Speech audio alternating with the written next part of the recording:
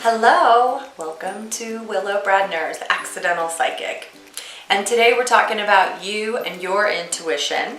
I want you guys to start commenting below and telling me your intuitive stories. Tell me the hits that you've had throughout your life. Those moments of intuition, those moments of deja vu, those times that you realize there was something greater, bigger working with and for you. So I'm going to tell you a story about my intuition and how it has served me throughout moments in time, and this just happens to be one of my more favorite intuitive moments. So get ready.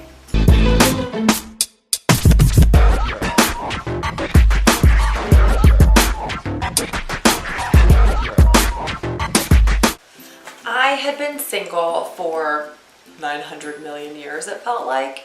I was, I think, 32 or 33 when I met my husband. But prior to that, I had been on a sort of dating hiatus. I'd given up, if you will. And I know that they all say that it happens when you least expect it, but show me a girl who's not expecting love and I'll show you a liar. I think the difference is just getting comfortable with where you are in life, and that's kind of when they show up. But I don't think we're ever not expecting love. So I just want to clear, that's my personal opinion. I want to clear that up. So for me, I had been really, I want to say that I'm probably not very good at being alone. I don't really want to be alone. I don't think anybody really wants to be alone. But I'm good at being alone when I'm with somebody. That feels right to me.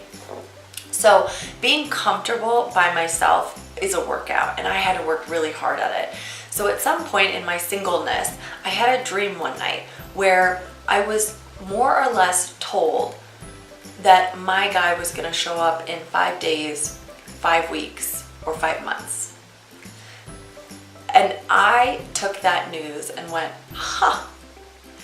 what if you knew that your guy was going to show up unequivocally, without a shadow of a doubt? What would you do if you knew he was going to show up in 5 days, 5 weeks, or 5 months? These are your last single days on earth. Like, you are never going to be single again. You are never going to have this much time on your hands to hang out with your girlfriends, to travel, to not have to ask somebody for permission to go somewhere. What will you do? So I took that question to task, and I said to myself, well, what would I do? So my best friend Holly and I packed up our bags and we went to Italy for the summer. And I'm not gonna lie to you, I made out with every Italian I could get my hands on. I left no hot Italian dude unturned. I decided that if these were the last single days of my life, I should probably make out with an Italian or two.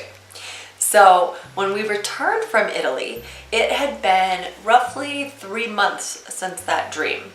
And I had the 555 in my head, but I also knew that that was just an example, that it didn't have to be set in stone that in 5 days or 5 weeks or 5 months, this dude was gonna show up. I gave myself the time. So when we got back from Italy, I said to my best friend Holly, I was like, I think he's gonna show up like any minute. Like, I wouldn't be surprised if I met this guy in the airport. That's how close and how soon I knew I was going to meet him. Like, I could feel him in a way that I had never felt him before. I'd always assumed or imagined that he would show up in some magical way, but I never realized that I was going to be able to kind of feel his presence before. So I went to the ballet one night, something I've never done before, but I went to the ballet by myself. A girlfriend of mine, it was like one of her last performances for Colorado Ballet. And when I left the ballet, I went to one of my favorite bars to meet some friends. And they were all being so blah that I went outside and upstairs looking for some fun. And I couldn't have been out there but a minute when all of a sudden I looked up and there was this guy. And I was like, that's amazing. I think that's the guy. And I screamed out. He was trying to leave the bar. I screamed out to him, you can't go. You're make-outable. And he stopped dead in his tracks and he said, what did you say? And I said, you heard me. You are make-outable. And so we made out for pretty much the rest of the night. But as the story goes, it was such a hit that I knew, and I was so clear that he was coming, that I stopped really trying to date. Making out's one thing, but I stopped trying to date. I stopped trying to fill the void. I stopped trying to to find him, because I was so crystal clear that he was showing up, that I started actually having fun. I started going to the bars with my friends or out with girlfriends, and I stopped looking at the door. Like I used to, every time I would go out with a friend, I would make sure that my body was facing the door, so any guy coming in, I could take a peek at him first and look at him. I stopped doing that because I was so crystal clear that he was coming, that he was going to show up and he was going to find me no matter what. And so thanks to my guides for that message, I got to have the final 3 months of my single life and really enjoy it. And honestly, when my husband showed up, I was like, I don't really need you now. Like, I figured this out. This is good. I don't really need you.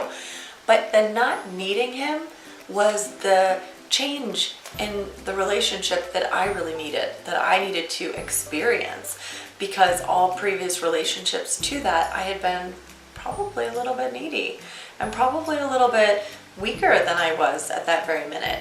So for me, this was the great change and the great shift. And I feel like my guides upstairs were really prepping me for the minute when I was going to meet my dude. And I have to say, it has been glorious.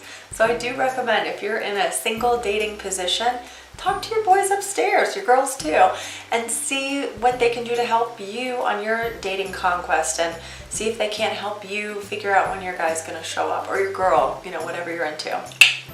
Anyways, love you guys so much. Leave your comments below. Tell me all of your amazing intuitive stories. I can't wait to read them, and I can't wait to talk to you about all of your magical moments. Take care. Have a wonderful day. Bye.